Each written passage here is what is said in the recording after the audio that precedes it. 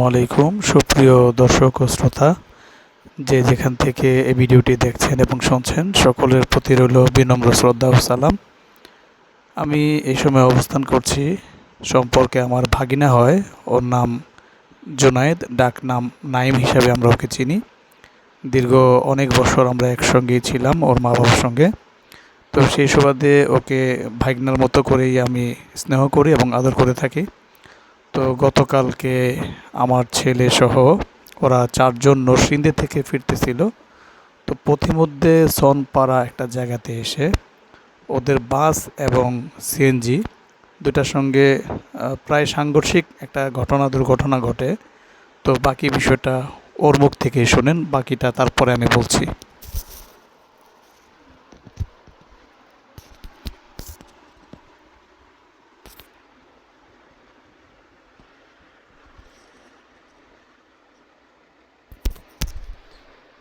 বাস থেকে বাসে যখন আমরা ছিলাম তখন হঠাৎ করে সিএনজি আর কি বাসের সামনে আসে, একটু ধাক্কা লাগছিল। এর জন্য সিএনজি ড্রাইভার অনেক ঝামেলা করছে। ওদিক থেকে অনেকজন লোক আসছে, আমরা বুঝতে পারিনি এগুলা কার লোক। এখন কাজ ভাঙা শুরু করছে বাসের। প্রথম ড্রাইভারের কাজটা ভাঙছে, পরে এটা দেখে বাচ্চারা ওদিকে বসেছিল। এখন এটা দেখে তিনজন লোক ছিল, ওনারা নামছে। এখন কারা ড্রাইভার নামছে না কে নামছে এটা আমি দেখি নাই। নামার পরে নামার পরে ওদিকে যারা হামলা করছিল তারা ওনাদের সাথে ঝামেলা শুরু করছে। এখন আমিও নামছিলাম। নামার পরে ওদিকে বলতে গেছি যে ভিতরে বাচ্চা আছে, আপনারা এরকম করছেন কেন? এটা বলার সাথে সাথে একজন মুরব্বী আমাকে ঘুষি মারছিল। এখন আমাকে আঘাত করার পরে আমিও ওনাকে ধাক্কা দিতে চাইনি, কিন্তু দেখি অনেকজন মারতে আসতেছিল, তা আমিও একটু আঘাত করলাম। পরে আরেকজন আমাকে আঘাত করছিল, আমিও ওনাকে আঘাত করার পরে পিছন থেকে আমাকে একজন রড দিয়ে বাড়ি মারছিল।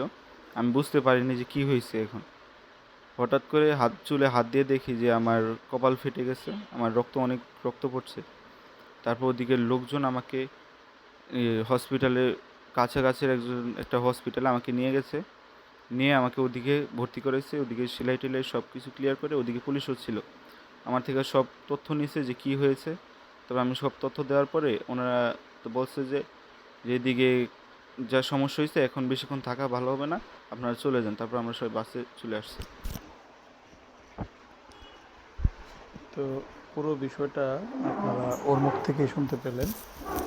তো আমার মূল প্রশ্নটা হচ্ছে যে বাংলাদেশের যে একটি সড়ক আইন রয়েছে, সড়ক আইনে বলা আছে যে মহাসড়কে যদি রোড ডিভাইডার না থাকে, অর্থাৎ সিএনজি এবং রিক্সার জন্য যদি আলাদা কোনো লেন না থাকে, তাহলে ওই মহাসড়কে সিএনজি এবং রিক্সা চলাচল সম্পূর্ণ নিষেধ। তো বাংলাদেশের এখন এই পুরো বিষয়গুলোকে সিএনজি, অটোরিকশা এবং রিক্সা ওরা কোনো ক্রমেই এই আইনগুলো মানে না। বৃদ্ধাঙ্গুলি দেখিয়ে তারা বাসের সঙ্গে পাল্লা দিয়ে এবং ট্রাকের সঙ্গে পাল্লা দিয়ে প্রায়ই দুর্ঘটনায় পতিত হয়। এবং শুধু সিএনজি চালক বা সিএনজি ক্ষতিগ্রস্ত হয় না, এতে করে হচ্ছে যে আমাদের বাংলাদেশের জনসাধারণ যারা রয়েছে, এরকম অসংখ্য মায়ের তাজা প্রাণগুলো ঝরে যাচ্ছে মহাসড়কে, শুধুমাত্র বেপরোয়া গতিতে সিএনজি, অটোরিকশা এবং কিছু ক্ষেত্রে ট্রাক ড্রাইভার, কিছু ক্ষেত্রে বাইকারদের এই ধরনের বেপরোয়া গতিতে চলাচল করার কারণেই মূলত এই ধরনের দুর্ঘটনা ঘটে থাকে।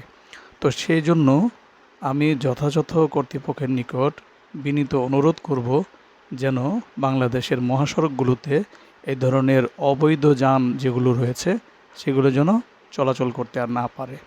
তো এরকম একটা দুর্ঘটনা তার মুখ থেকে শুনতে পেলেন, আমরা সত্যি খুব মর্মাহত হয়েছি। সবাই আমার ভাগনা নাইমের জন্য দোয়া করবেন এবং এবারের ঈদে যারা আহত হয়েছেন, যারা নিহত হয়েছেন, সকলের জন্য দোয়া করবেন। তো সকলের সুস্থতা, সুখময় ও সুন্দর জীবন কামনা করে আজকের মতো বিদায় নিচ্ছি। আল্লাহ হাফেজ।